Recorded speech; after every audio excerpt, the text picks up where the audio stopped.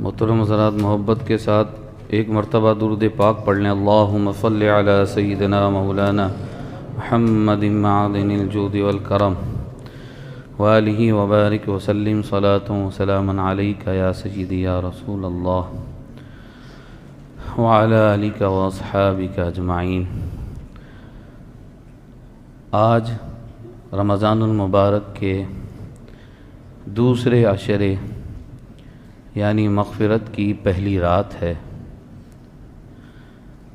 خوشی اس بات کی ہے چلے مغفرت کا عشرہ بھی مل رہا ہے، لیکن ساتھ ساتھ غم یہ ہے کہ روزانہ دن بدن ڈے بائی ڈے رمضان ہم سے رخصت ہو رہا ہے۔ جسے رمضان سے محبت عشق ہو، کسی کا بہت پیارا مہمان عزیز جب رخصت کی گھڑیاں اس کی قریب سے قریب ہوتی ہیں وہ غمگین ہوتا ہے۔ اللہ پاک سے دعا ہے کہ اللہ پاک اس عشرہ مغفرت میں پیارے آقا کے صدقے ہمیں بھی مغفرت سے نواز دے، اور اللہ پاک ہم گناہ گاروں پہ رحم و کرم فرما دے۔ اے اللہ، کوئی نیکی ہم نہیں کر سکے، تیری توفیق سے یہ ٹوٹی پھوٹی نیکی کر رہے ہیں قرآن سمجھنے کے لیے، تو اس کو ہماری نجات کا ذریعہ بنا دے۔ آمین بجاہ سید المرسلین صلی اللہ علیہ وسلم۔ محترم دوستو، اللہ تعالیٰ نے اس قرآن میں ہماری عبرت کے لیے بہت کچھ اتارا ہے۔ سبق حاصل کرنے والوں کے لیے اتنی آیتیں ہیں۔ حضرت نوح علیہ السلام کا نام سنا ہے، اللہ کے نبی ہیں۔ حضرت نوح علیہ السلام کی قوم کو بھی اللہ نے غرق کر دیا تھا، پانی میں ڈبو دیا تھا۔ وہ واقعہ قرآن میں پارہ نمبر 12 سورہ ہود میں بیان ہوا ہے۔ اس قوم کی حالت اتنی بدتر ہو گئی، نعوذ باللہ، حضرت نوح کی شان میں گستاخی کرنے لگے۔ حضرت نوح دن رات تبلیغ فرماتے تھے، 950 سال تبلیغ فرمائی ہے۔ کتنی سال؟ 950 ایئرس، کم نہیں ہوتے ہیں، سوائے چند کے کوئی مسلمان نہ ہوا۔ اور پھر اس قوم کے جملے سنیے، اعوذ باللہ من الشیطان الرجیم، قالوا یا نوح قد جادلتنا فاکثرت جدالنا۔ قوم کہنے لگی نوح علیہ السلام سے، اے نوح، بہت جھگڑے کر لیے تم نے ہمارے ساتھ۔ نعوذ باللہ، وہ تبلیغ کر رہے ہیں، وہ دین پڑھا رہے ہیں، سمجھا رہے ہیں، اور کیا رنگ دے رہے ہیں؟ جھگڑا۔ اور اس سے بڑی گستاخی، نوح علیہ السلام نے کہا اللہ سے ڈرو، خدا کا خوف کرو، اللہ کا عذاب آ جائے گا۔ تو کیا کہتے ہیں؟ فَأْتِنَا بِمَا تَعِدُنَا إِن كُنْتَ مِنَ الصَّادِقِينَ۔ نو جھوٹ نہیں بولو، لے آؤ عذاب، جو عذاب لانا ہے، استغفر اللہ ثم استغفر اللہ، لے آؤ جو لانا ہے، اگر سچی ہو تو لے آؤ۔ اللہ کی ڈھیل دیکھیے، اللہ بھی کیسے ڈھیل دیتا ہے بندے کو، اور بندہ بگڑتا ہے تو کیا بکواس کرتا ہے۔ پھر اللہ نے نوح علیہ السلام سے فرمایا وَأُوحِيَ إِلَىٰ نُوحٍ أَنَّهُ لَن يُؤْمِنَ مِن قَوْمِكَ إِلَّا مَن قَدْ آمَنَ۔ نوح، بس اب جو ایمان لے آئے وہ لے آئے، اب تمہاری قوم سے کوئی نہیں ایمان کوئی بھی نہیں لائے گا، یہ اللہ نے بتلا دیا۔ نوح فَلَا تَبْتَئِسْ بِمَا كَانُوا يَفْعَلُونَ۔ آپ غم مت کریے، یہ جو کر رہے ہیں ان کو کرنے دیں۔ اللہ کا نبی غم کرتا ہے لوگ کیوں جہنم کی طرف جا رہے ہیں، اور میرے آقا نے کیا فرمایا؟ فرمایا اے لوگو، میں تمہیں جہنم سے دور کرنا چاہتا ہوں، دور کر رہا ہوں، یہ ہمارے لیے، اور تم ہو کہ جہنم کی طرف جا رہے ہو۔ خدا را اپنے نبی سے تھوڑی سی شرم کیجئے، ہمیں تھوڑی شرم آنی چاہیے۔ کل قیامت میں ہمارا حساب ہوگا۔ حضور تو اس وقت تک جنت میں نہیں جائیں گے جب تک ساری امت کو جنت میں نہ دیکھ لیں۔ حضور اتنا پیار کرتے ہیں، کھڑے رہیں گے، میری امت کھڑی ہے، میری امت کا حساب ہو رہا ہے، میری امت پل صراط سے گزر رہی ہے، میری امت پریشان ہے۔ حضرت انس نے حضور سے پوچھا، حضور نے حضرت انس کو دیکھا، انس بہت پریشان ہو، کیا ہو گیا؟ یا رسول اللہ میں سوچ رہا ہوں، دنیا میں صبح و شام آپ کا دیدار کرتے ہیں، قیامت میں کدھر یہ چہرہ دیکھنے کو ملے گا؟ گھبراتے کیوں ہوں؟ میری امت کے جب وزن ہو رہے ہوں گے نا اعمال، تو مجھے میزان عمل پہ ڈھونڈ لینا، میں وہاں دیکھوں نظر آؤں گا۔ یا رسول اللہ وہاں نہیں ملے تو کہاں ملیں گے؟ فرمایا جب پل صراط سے میری امت گزرے گی وہاں مجھے دیکھ لینا۔ وہاں نہیں ملے تو کہاں ڈھونڈوں؟ فرمایا حوض کوثر پہ مجھے دیکھ لینا۔ حضرت انس کے پاس نمازیں نہیں تھیں، زکوٰۃ نہیں تھی، کیا نہیں تھا حضرت انس کے پاس؟ قطعی جنتی پکے صحابی، حضور کے خادم۔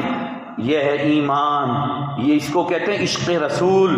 یہ ہوتا ہے عشق کہ ہم کتنی بھی عبادت کر لیں، حضور کا دیدار، حضور کی رفاقت، حضور کا قرب، حضور کی شفاعت اور حضور کی نظر عنایت وہ آخرت میں بھی ڈھونڈ رہے ہیں، آخرت میں بھی سوچ رہے ہیں کہاں حضور کی نظر رحمت حاصل ہوگی۔ تو میرے محترم بھائیوں، نبی محبت کرتا ہے اپنی امت سے، اور حضور کی محبت، حضور علیہ الصلوۃ والسلام رات بھر عبادت کرتے تھے، سرکار کے پاؤں سوج جاتے تھے، اے اللہ میری امت کو بخش دے سجدے میں، اور ہمارا حال 8 رکعت پڑھ کے بھاگ رہے ہیں مسجد سے حضور کی سنت چھوڑ کے۔ حضرت عمر کہتے ہیں ایک دن میں آیا حضور کے پاس تو میں نے حضور کو دیکھا، حضور علیہ الصلوۃ والسلام گرمی کے موسم میں چٹائی پر سو رہے ہیں، حضور کے جسم پر چٹائی کے نشان۔ میں رو کر کہنے لگا یا رسول اللہ، یہ قیصر، یہ ایران، یہ روم کے بادشاہ عالی شان زندگی گزارے، بڑے بڑے محلات ہیں، آپ اللہ کے محبوب، ساری کائنات کے مالک، یہ آپ کی زندگی کے نشان پڑے ہوئے جسم مبارک پر۔ حضور نے فرمایا عمر کیا بات کرتے ہو، کیا تمہیں یہ بات پسند نہیں کہ ہمارے لیے آخرت ہو؟ حضور کے ایک اشارے سے جس کو جنت مل جائے، حضور کے ایک اشارے سے چاند ٹکڑے ہو جائے، سورج واپس آ جائے، اللہ اکبر، جس نے یہ زندگی گزاری ہو، ہمارے لیے پتھر کھائے طائف کی زمین پر، حضور کے نالے خون سے بھر گئے، کس کے لیے پتھر کھائے؟ ہمارے لیے پتھر کھائے، اور ہماری مستیاں نہیں نکل رہی ہیں، ہماری مستیاں نہیں ختم ہو رہی ہیں، ہم تراویح پڑھتے ہیں، قرآن سمجھتے ہیں، اللہ پہ احسان کرتے ہیں۔ خدا کے واسطے باز آ جائیں رسول اللہ کو، کیا منہ دکھائیں گے آپ؟ مجھے بتاؤ ہم کیا منہ دکھائیں گے؟ میں آپ کی بات نہیں کر رہا، آپ تو یقین جانیے میرے تو ہاتھ اٹھتے ہیں آپ کے لیے سحری کے وقت، افطاری کے وقت۔ اے اللہ تو نے اپنے بندوں کے دل میں یہ قرآن کی محبت ڈالی کہ تنزانیہ دارالسلام کے رہنے والے قرآن سمجھ رہے، تراویح سے پہلے بیٹھے ہوئے، آپ تو اللہ کے خاص بندے ہیں میرے محترم بھائیوں، ورنہ یہاں کتنے لوگ ہیں، ہاں بھائی اس مسجد میں کتنے بجے تراویح ختم ہوتی ہے؟ اتنے بجے۔ بھائی وہاں کتنے بجے؟ نہیں، سب سے جلدی کہاں پہ ہوتی ہے؟ وہاں چلیں گے۔ ہیں کہ نہیں ایسے لوگ؟ ہیں کہ نہیں ایسے لوگ؟ یہ اللہ کا آپ پر کرم ہے کہ آپ قرآن کی محبت میں بیٹھے ہوئے ہیں۔ دعا کریں کہ اللہ پاک ہمیں قرآن کی اور محبت عطا فرمائے، اور یہ قرآن کا نور ایسا ملے کہ ہمارا گھر، ہماری قبر، ہماری آخرت نور علی نور ہو جائے۔ اونچی آواز سے درود پاک اللہم صلی علی سیدنا مولانا محمد معدن الجود والکرم وآلہ وبارک وسلم صلاۃ وسلاما علیک یا سیدی یا رسول اللہ وعلی آلک واصحابک اجمعین۔ اللہ فرماتے ہم نے نوح کی طرف وحی کی، نوح اب کوئی ایمان نہیں لائے گا، ان کو چھوڑ دیں ان کے حال پر۔ وَاصْنَعِ الْفُلْكَ، نوح کشتی بناؤ، بِأَعْيُنِنَا، ہمارے سامنے بناؤ کشتی، ہم دیکھ رہے ہیں۔ دنیا کی پہلی کشتی بنی۔ اچھا دیکھیے 950 سال کے بعد بھی نوح علیہ السلام ظاہر ہے دعا کر سکتے تھے اللہ اور عذاب مت بھیج، تو اللہ نے کہا وَلَا تُخَاطِبْنِي فِي الَّذِينَ ظَلَمُوا إِنَّهُمْ مُغْرَقُونَ، نوح تم دعا نہیں کرنا، یہ غرق ہوں گے، ہم ان کو ڈبوئیں گے پانی میں۔ وَيَصْنَعُ الْفُلْكَ، کشتی بنانے لگے۔ اور جب کشتی بنانے لگے وَكُلَّمَا مَرَّ عَلَيْهِ مَلَأٌ مِّن قَوْمِهِ، قوم آنے لگی، نوح یہ کیا کر رہے ہو؟ اب نوح نے کہا کشتی بنا رہا ہوں۔ سخروا من، مذاق اڑانے لگے، یہ کون سی کشتی ہے، یہاں تو پانی کا نام و نشان نہیں ہے، یہ چلے گی کہاں، یہاں تو پانی نہیں ہے۔ فسوف تعلمون، نوح علیہ السلام نے کہا صبر کرو تمہیں پتہ چل جائے گا۔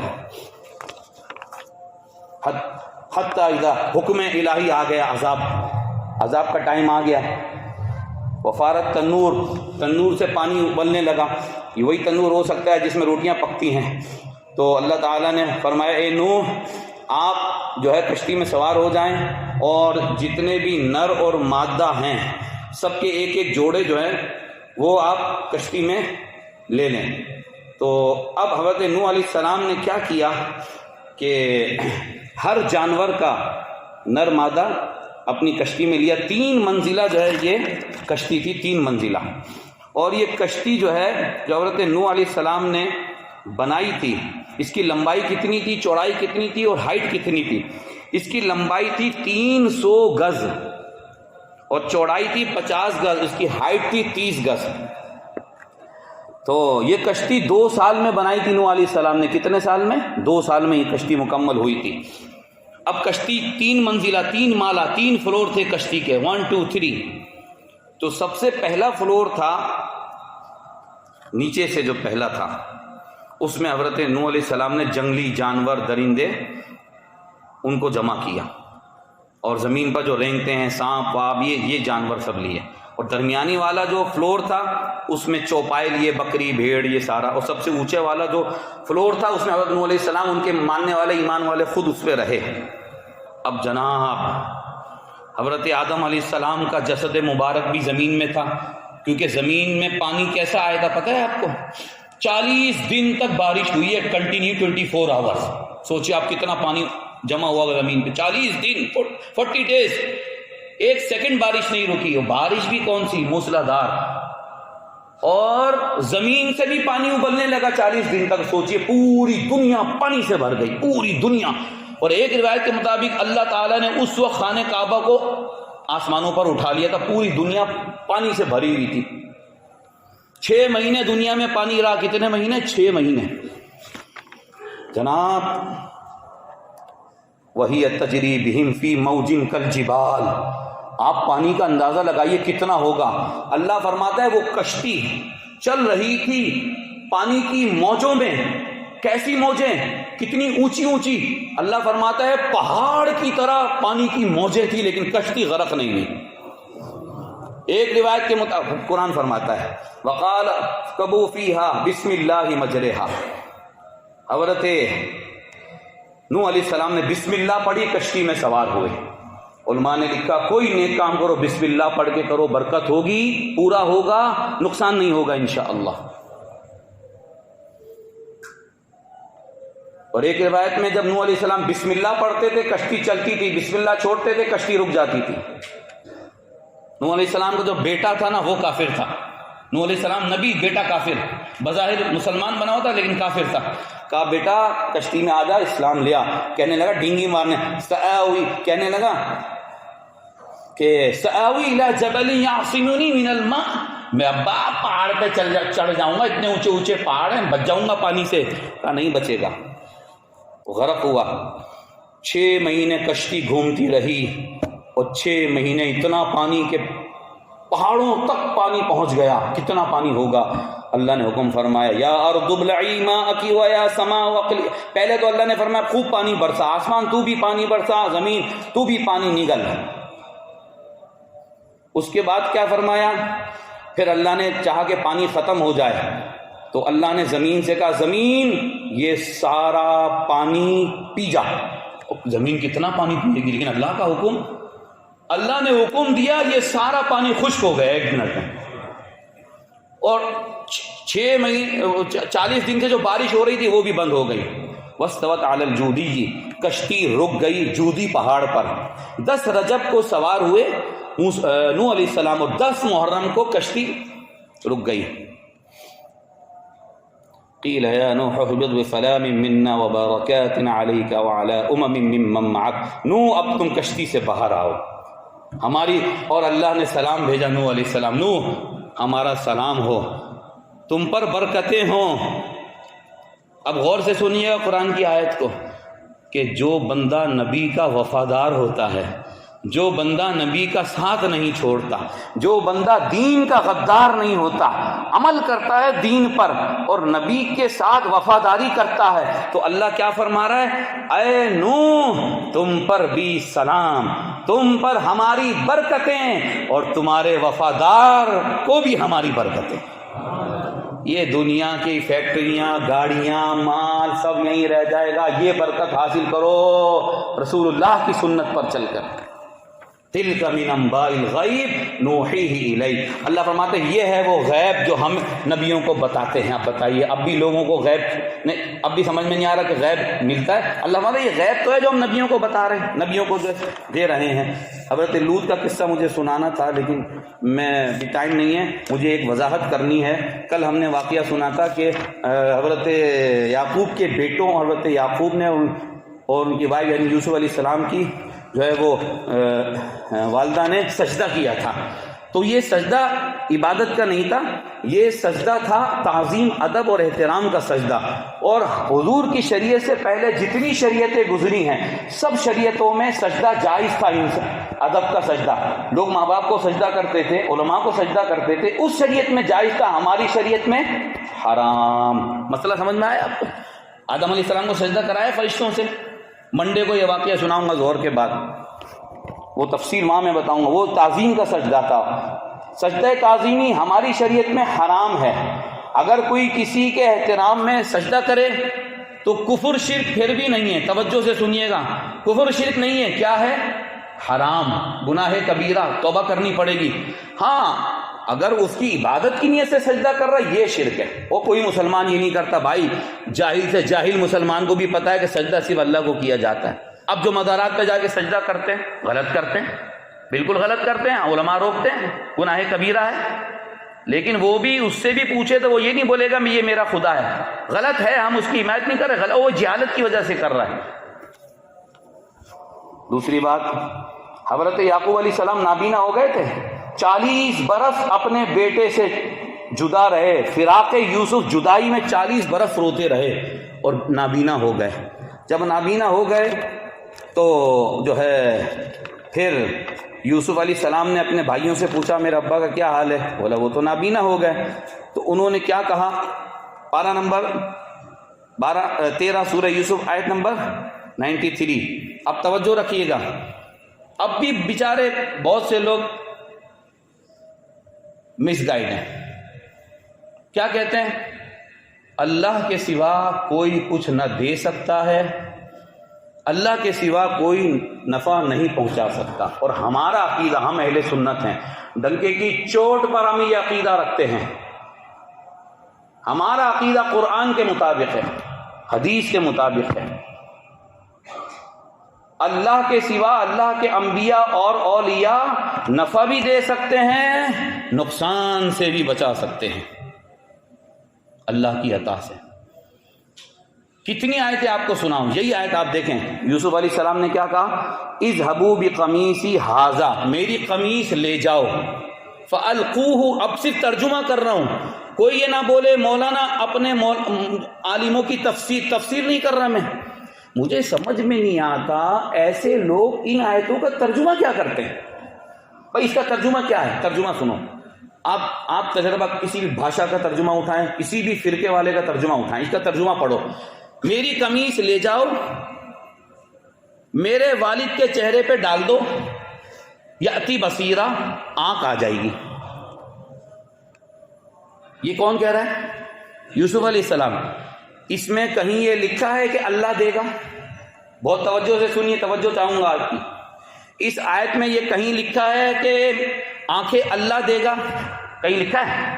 یوسف علیہ السلام نے یہ بولا ہے؟ کیا بولا؟ پھر دوہراؤں بات آپ کو یاد ہو جائے، کیا بولا؟ میری قمیص میرے والد کے منہ پہ رکھنا، آنکھ مل جائے گی، یہی جملہ ہے۔ کوئی کہہ سکتا ہے کہ یوسف علیہ السلام کا عقیدہ صحیح نہیں تھا، یہ شرک ہے؟ سوال ہی نہیں پیدا ہوتا، کسی میں جرأت نہیں ہے، بولے گا تو کافر ہو جائے گا، نبی کو بولے گا۔ اس جملے میں کوئی مسئلہ ہے؟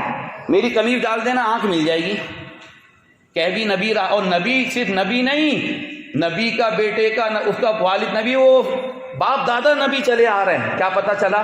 یہ عقیدہ کہ اللہ کے نیک بندے آنکھیں دیتے ہیں، اللہ کے نیک بندوں سے شفا ملتی ہے، یہ عقیدہ صرف میرے اور آپ کا نہیں، نبیوں کا عقیدہ ہے۔ اس میں کہیں لکھا ہے کہ اللہ دے گا؟ یا یہ حضرت یوسف نے کہا میری قمیص کے وسیلے سے آنکھ ملے گی؟ کہیں ہے؟ وہ تو ڈائریکٹ بول دیا حضرت یوسف علیہ السلام، ڈائریکٹ بول دیا۔ دیکھو میرے محترم بھائیوں، خدا کے واسطے جب حق نظر آ جائے نا اسے قبول کرو. آپ تو قبول کرنے والے ہیں، جو بیچارے ابھی ڈبل کشتی کے شکار ہیں نا، ادھر بھی ادھر بھی، ان بیچاروں کو کانسیپٹ ہی کلیئر نہیں ہے. میں ان اپنے بھائیوں کو سمجھا رہا ہوں کہ کانسیپٹ کلیئر کرو. اس آیت میں واضح ڈائریکٹ یوسف علیہ السلام کہہ رہے ہیں میری قمیض ڈالنا، میری قمیض سے آنکھ ملے گی. بھائی یہی کہہ رہے ہیں نا، میری قمیض ڈالنا. تو قمیض دی کس لیے؟ اگر قمیض سے آنکھ نہیں ملے گی تو دی کس لیے قمیض؟ میں آپ سے پوچھ رہا ہوں، سمجھ میں نہیں آ رہی بات؟ آپ کے سمجھ میں آ رہی ہے؟ مشکل تو نہیں ہے. اگر قمیض سے آنکھ نہیں ملتی تو قمیض دی کیوں یوسف علیہ السلام نے؟ بات سمجھے میری آپ؟ تو یوسف علیہ السلام کا یہ عقیدہ تھا نا، میرے جسم سے لگی قمیض جو میں دے رہا ہوں اسی سے آنکھ ملے گی. یہ عقیدہ تھا یوسف علیہ السلام کا. تبھی نہ قمیض دی. اور کس لیے دی؟ کس لیے دی؟ اچھا مجھے بتائیے کس لیے دی؟ کپڑے نہیں تھے یعقوب علیہ السلام کے پاس؟ پہننے کو کپڑے نہیں تھے کیا؟ سب کچھ تھا نا. اور پھر جب یہ کہا، جب ان کے بھائیوں نے یہ کہا کہ آنکھیں چلی گئی، نابینا ہو گئے، اب اس کے بعد قمیض دینے کا مقصد کیا تھا یوسف کا؟ کہ آنکھ ملے گی. بات سمجھ میں آ رہی ہے؟ میرے خیال میں نے آسان بہت کر دیا آپ کو سمجھانے کے لیے. آسان کر دیا. تو میرے محترم بھائیوں، یہ تو میں نے ایک آیت پڑھی ہے. اگر آپ مجھے اجازت دے دینا، میں 1 گھنٹے تک قرآن کی آیتیں پڑھ کے ترجمے سناؤں گا. کتنی آیتوں میں یہ چیز موجود ہے، لیکن غلطی سے بھی دینا نہیں اجازت. ہاں ٹھیک ہے، صحیح ہے. ہاں تو اس طرح کی 20 آیتیں ہیں. تو یہ واقعہ. اچھا پھر یوسف علیہ السلام نے تو دے دی قمیض. سوال یہ ہے کہ پھر آنکھ ملی بھی کہ نہ ملی؟ تو قرآن کہتا ہے وہ آئے القاہ علی وجہہ فارتد بصیرا. ادھر تو یوسف کا دعویٰ تھا نا، کام ہوا کہ نہ ہوا؟ کام ہوا کہ نہ ہوا؟ قرآن کہتا ہے ہوا. وہ آئے. اچھا اب انہوں نے بھی آ کے کوئی دوسری بات نہیں کی ابا جان سے. ابا جان وہ ایسا ہے کہ ہمارا عقیدہ توحید ہے نا، وہ یہ ہے کہ اللہ ہی دینے والا ہے، ایاک نعبد و ایاک نستعین، اسی سے مدد چاہتے ہیں. ہمارا توحید خراب نہ ہو جائے، عقیدہ توحید خراب نہ ہو جائے، لہذا ہم قمیص لے کے تو آ گئے لیکن ہم ڈال بھی رہے ہیں. لیکن یہ مت سمجھیے گا کہ یوسف کی قمیص میں کچھ ہے، کچھ نہیں ہے. اللہ کے سوا کوئی نفع نقصان نہیں دے سکتا. وہ تو ہم لے آئے لیکن اللہ ہی دے گا. یہ ایسی کوئی بات کی ان کے بھائیوں نے اسی بات کہی؟ اچھا چلو انہوں نے نہیں کہی تو یعقوب علیہ السلام نے کوئی بات کہی؟ نہیں. یعقوب علیہ السلام نے یہ کہا قمیص کو دور کرو، ہم ایاک نعبد و ایاک نستعین والے ہیں، ہم یا اللہ مدد والے ہیں، قمیص سے کیا لینا؟ یہ تو توحید خراب ہو جائے گی. یاد رکھو دوستو، قرآن کی توحید یہ ہے، قرآن کی توحید یہ ہے، اللہ کی بتائی ہوئی توحید یہ ہے. کیا ہے اللہ کی بتائی ہوئی توحید؟ کہ اللہ کا نبی آنکھ بھی دیتا ہے، اللہ کا نبی شفا بھی دیتا ہے، اللہ کا نبی بلا بھی ٹالتا ہے. پارہ نمبر 2 سورہ بقرہ. تابوت سکینہ دعا کرتے تھے، بلائیں ٹلتی تھی. وہ ساری آیتیں ہیں. مقام ابراہیم پہ دعائیں قبول ہوتی ہیں. کیا مطلب؟ وسیلہ. ہم یہی کہہ رہے ہیں کہ یوسف علیہ السلام، یعقوب علیہ السلام سب کا یہ عقیدہ تھا کہ اللہ ہی کرنے والا ہے، لیکن جس اللہ نے کرنا ہے اس اللہ نے نبیوں کی برکت سے بہت کچھ کرنا ہے اور کرتا ہے تبارک و تعالی. کیا اس نے کیا. حضرت ام سلمہ ہماری ماں، حضور کی بیوی، کہتے میرے پاس حضور کا منہ مبارک تھا، میں نے چاندی میں رکھا ہوا. بخاری پڑھیے بخاری. مدینے میں کوئی بیمار ہوتا، حضور کا بال مبارک میں نکالتی، پانی میں گھولتی، بیمار کو پلاتی، شفا حاصل ہوتی. حضور کا جبہ تھا حضرت عائشہ کی بہن کے پاس، کہتے ہیں عائشہ کے پاس تھا، ان کے انتقال کے بعد میرے پاس آیا. میں حضور کا جبہ دھوتی تھی، وہ جبے کو لگنے والا پانی ہم بیماروں کو پلاتے تھے. اب کون سے خدا کے واسطے کلیئر کر لو. اب آپ کہیں گے مولانا صاحب وہ بھی تو قرآن پڑھتے ہیں نا. ہم نے کہا بالکل پڑھتے ہیں. ان کے پاس بھی تو دلیل ہے نا. ہم نے کہا بالکل دلیل ہے. دلیل شیطان کے پاس بھی تھی. بھئی ان کے پاس بھی تو علم ہے. میں نے کہا شیطان کے بڑا کوئی عالم ہو سکتا ہے؟ علم کی کیا بات ہے، علم تو شیطان کے پاس بھی تھا، ادب نہیں تھا. قرآن نے کہا اسی قرآن کو پڑھ کے گمراہ ہوں گے، اسی قرآن کو پڑھ کر سیدھے رستے پر لوگ آئیں گے. اور سیدھے رستے پر کون آئے گا؟ جو نبیوں اور ولیوں کے تبرکات اور ان کے مقام اور مرتبہ برکت کو مانے گا. یہ نبی کی برکت نہیں ہے کیا؟ کہ جسم سے لگی کمی، اور یعقوب علیہ السلام نے دعا نہیں کی ہوگی اللہ سے آنکھوں کے لیے؟ اچھا آخری بات، اگر یہ عقیدہ توحید کے خلاف تھا، قرآن کے خلاف تھا، تو اللہ نے قرآن میں بیان کیوں کیا؟ اللہ نے قرآن میں بیان کیوں کیا؟ اچھا اگر یہ عقیدہ توحید کے خلاف تھا تو پھر اللہ تعالیٰ یہ بولتا نا کہ دیکھو یہ جو نبیوں سے لینے کا مسئلہ ہے نا، نبیوں سے کچھ ملتا ہے، نبیوں سے کچھ حاصل ہوتا ہے، نبیوں کے تبرکات سے کچھ ملتا ہے، یہ عقیدہ توحید کے خلاف ہے، مسلمانوں اس عقیدے کو مت ماننا۔ اللہ نے ایسی بات بیان کی؟ اللہ نے بیان کی نہیں کی نا یہ بات، بلکہ اللہ نے سنائی کہ دیکھو اللہ جانتا تھا قیامت سے پہلے ایسے فرقے پیدا ہوں گے جو نبیوں کی برکت سے انکار کریں گے اور میرے نبیوں سے ملنے والی فائدے کے منکر ہو جائیں گے۔ صرف منکر نہیں ہو جائیں گے بلکہ جو ماننے والے ہوں گے ان کو مشرک، بدعتی، کافر بولیں گے۔ تو اللہ نے قرآن میں بیان کر دیا تاکہ سمجھ میں آ جائے لوگوں کو کہ یہ حق ہے، یہ سچ ہے، یہ نبیوں کے زمانے سے ہو رہا ہے، نبی اس کو مانتے تھے، یہ ہمارا دیا ہوا ان کو فیض ہے کہ اندھے آ رہے ہیں آنکھیں لے کر جا رہے ہیں، بیمار آ رہے ہیں شفا لے کے جا رہے ہیں، یہاں تک کہ مصطفیٰ کریم کو سالوں گزر گئے، نبی کے جسم کا ایک بال بھی آج برکتیں دے رہا ہے۔ آخری بات، جب ان کے منہ مبارک برکتیں دے رہے ہیں، ان کا جب مبارک برکت دے رہا ہے، نبی کے قدم لگا پتھر مقام ابراہیم ہزاروں سال گزر گئے، آج دعا قبول ہو رہی ہے مقام ابراہیم کے پاس، دعا قبول ہوتی ہے مقام ابراہیم کے پاس۔ اب حضرت ابراہیم کا پاؤں کتنے سال پہلے لگا تھا؟ ہزاروں سال پہلے لگا تھا، لگ کے ہٹ گیا تھا، آج بھی برکت ہے کہ نہیں؟ کس میں؟ پتھر میں۔ جس نبی کے قدم لگے پتھر میں لگے وہاں دعائیں قبول ہوتی ہیں، اسے چوما جاتا ہے، وہ نبی پورے جسم کے ساتھ جس قبر میں ہو وہاں کتنی برکتیں ہوں گی۔ کھڑے ہو جائیے، سب درست فرمائے۔ اللہ پاک ہدایت دے، اللہ پاک ہمیں اپنے عقیدے پر پکا رکھے، اسی پر ہمارا خاتمہ فرمائے۔ میرے محترم بھائیوں، میں سمجھا دیتا ہوں پھر بھی سمجھ میں نہیں آیا، کوئی بھی میرا بھائی ابھی بھی مطلب اس کو کانسیپٹ کلیئر نہیں ہے، میں کوئی غصے والا نہیں ہوں، کھلے دل سے میرے سامنے آئے، مجھ سے سوال کرے مولانا یہ کیا ہے، میں جواب دوں گا، آپ گھبرائیں نہیں، میں بالکل جواب دوں گا، لیکن کانسیپٹ کلیئر کریں۔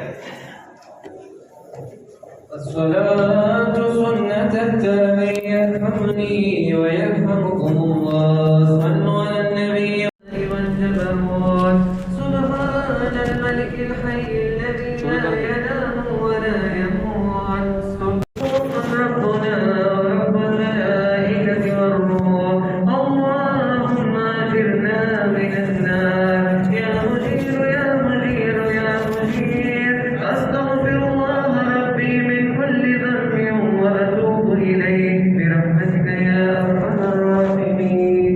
محترم حضرات توجہ فرمائیں، جو بھائی رات ہو گئے 2 منٹ آپ کے ہیں، ابھی 10 نہیں بجے، میں نے بچا کے رکھے 3 منٹ آپ کے ہیں۔ دیکھیے ابھی میں نے جو بات عرض کی کہ یوسف علیہ السلام نے کہا کہ میری قمیض لے جا کے ڈال دو آنکھ ملے گی، اس میں یوسف علیہ السلام نے یہ نہیں کہا کہ اللہ دے گا، اس کا مطلب خدا نہ خاصہ میرا یہ نہیں کہ ان کا یہ عقیدہ تھا کہ اللہ نہیں دے گا میں دے رہا ہوں، یہ تو شرک ہے، یہ ان کا مطلب نہیں تھا۔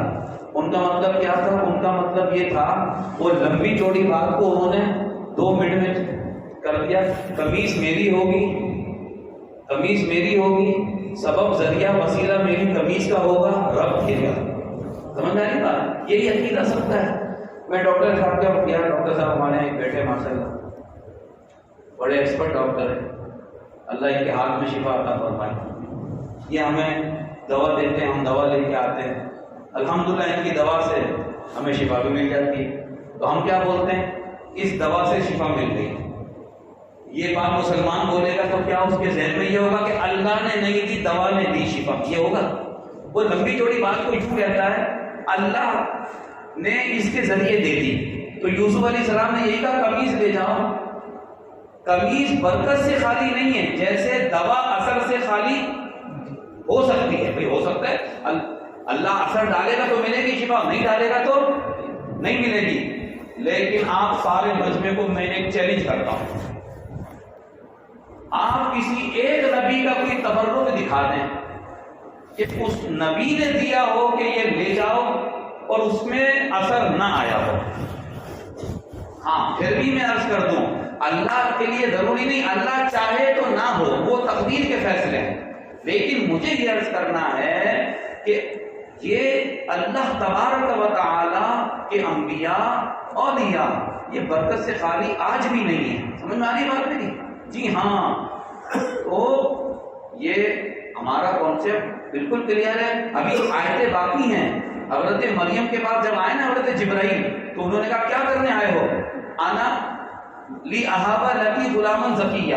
جبرائیل بولے یہ قرآن ہے، یہ بھی ترجمہ، میں بیٹا دینے آیا ہوں. ڈائریکٹ اپنی طرف نسبت کی، کوئی یہ نہیں کہا اللہ دے گا اور میں ذریعہ ہوں. اگرچہ بات یہی ہے لیکن یہ اس کو کہتے ہیں اسناد مجازی.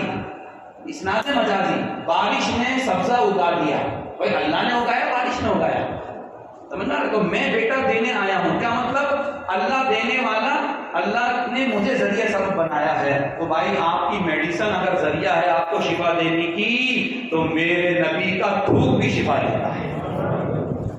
اتنی حدیثیں میں نے سنا چکا ہوں. اللہ پاک ہمیں سمجھ کی عمل کی توفیق عطا فرمائے اور اسی طرح ہمیں دین سیکھتے رہنے کا جذبہ عطا فرمائے.